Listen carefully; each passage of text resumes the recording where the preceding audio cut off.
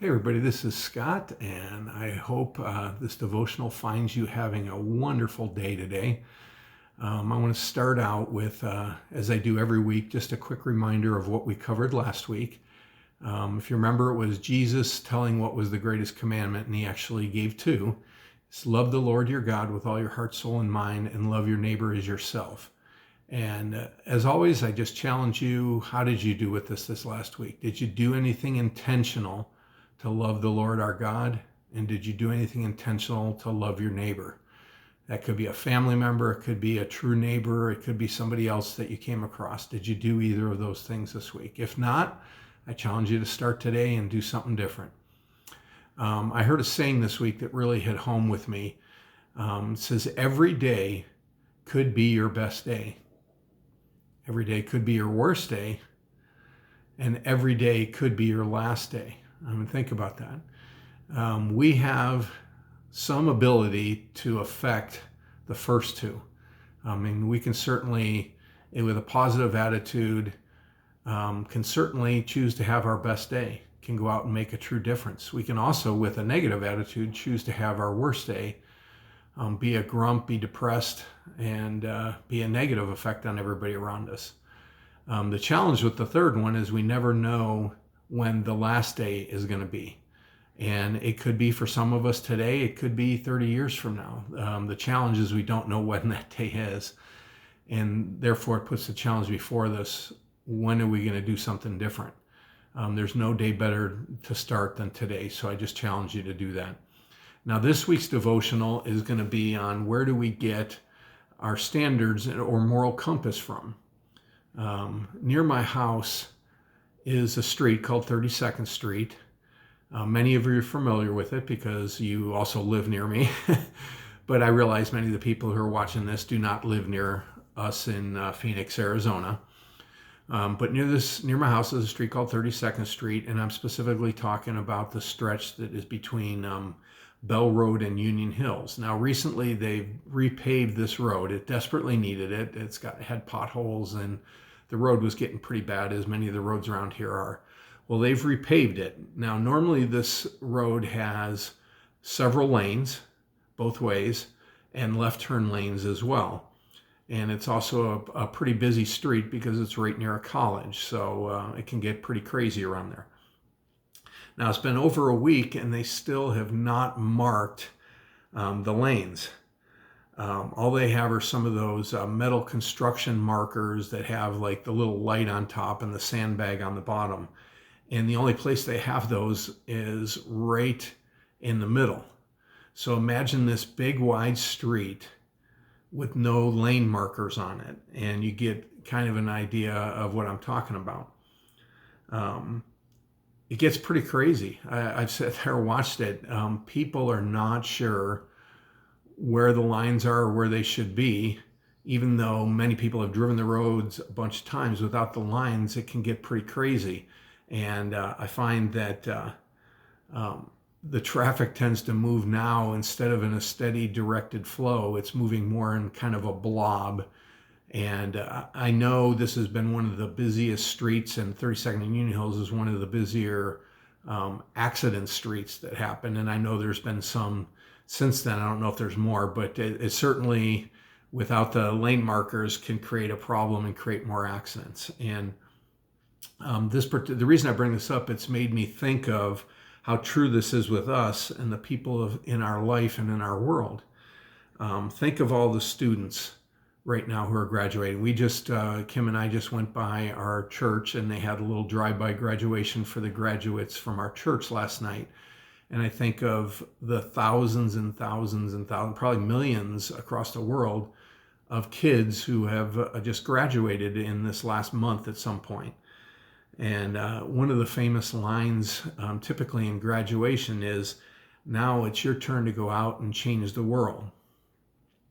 The problem with that is that without guidance or a set of never changing standards, we can be all over the place, like the road near my house. You can be driving all over. You think you're going in the right direction, and you're not. You're crossing lanes and creating havoc. If you think about it, we're all a compilation of our experiences. You think of taking the world in whole, we all live in different countries. We all have different cultures. We all have different homes that we grew up in. We all have different families or lack of families that we grew up in. The schools we went to, the teachers we had, and the list can go on and on and on how different we all are and what created our frame of reference. And I can say from my experiences, we each think we're right in how we believe, and we believe it with passion. I know I certainly believe with passion the things I believe, and I believe most other people are the same way. Hence, we get the complicated world that we live in right now.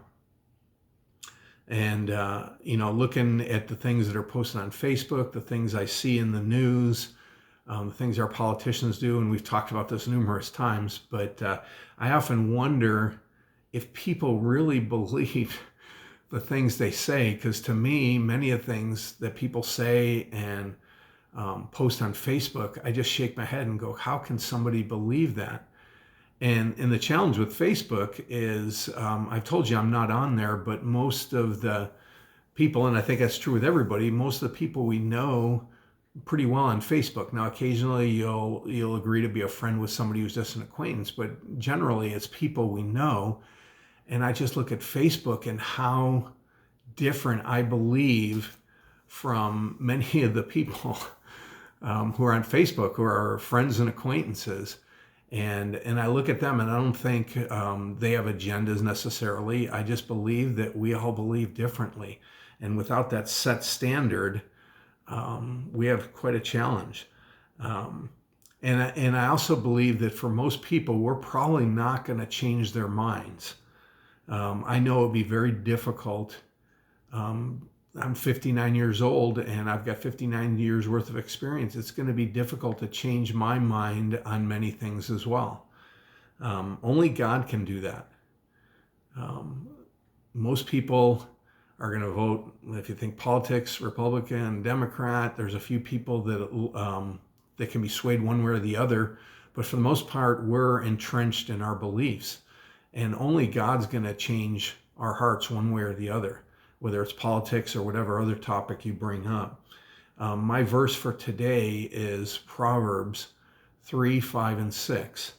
And it says, trust in the Lord with all your heart and lean not on your own understanding, but in all your ways acknowledge him and he will make your path straight. Wow, what a verse. The challenge with that is you have to acknowledge him. And the only way you can acknowledge him is by reading his word, because that's where we know who and what God is. And you think about it, if you read the word, God gives you the path and he does not waver. You look at, as we talked about last week, the 10 Commandments in Exodus 20. You look at Matthew 5 through 7, where it's a long list of Christ talking to us. It's the Beatitudes, and then it's him further expanding on the 10 Commandments. You look at Proverbs. That's the wisest man who ever lived, King Solomon, for the most part. Some of the Proverbs are from other men, but for the most part it's from King Solomon, giving us wise counsel and direction. I think of my dad and many of the statements and things he brought me up with, and then I look in the Bible and most of them come from there, and he doesn't realize it. And I've told him that in the past, and he shook his head. And like it says in Ecclesiastes, there's nothing new under the sun. The Lord has all the wisdom, and when you hear good wisdom coming down, for the most part you're going to be able to look back and find that it came from the Bible. The challenge I have for you is, how well are you getting into the Word? How well are you reading the Bible?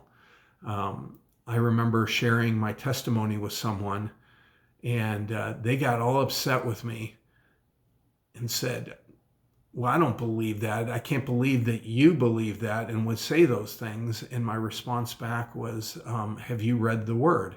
Have you read the Bible? And that person told me, well, no, I haven't. I said, well, if you had, you'd realize that none of the stuff that I just shared with you was my words or my feelings or my thoughts. It was straight from Jesus Christ himself, where he says, I'm the way, the truth, and the life. No one comes to the Father except through me. And I just challenge you to, if you don't have it, to get the Bible in your life, to read the Word. God will direct your path and keep it straight. And if you share the blessed gospel with others, it'll help keep them on the straight path as well, and we can change our world. Have a blessed week. Take care.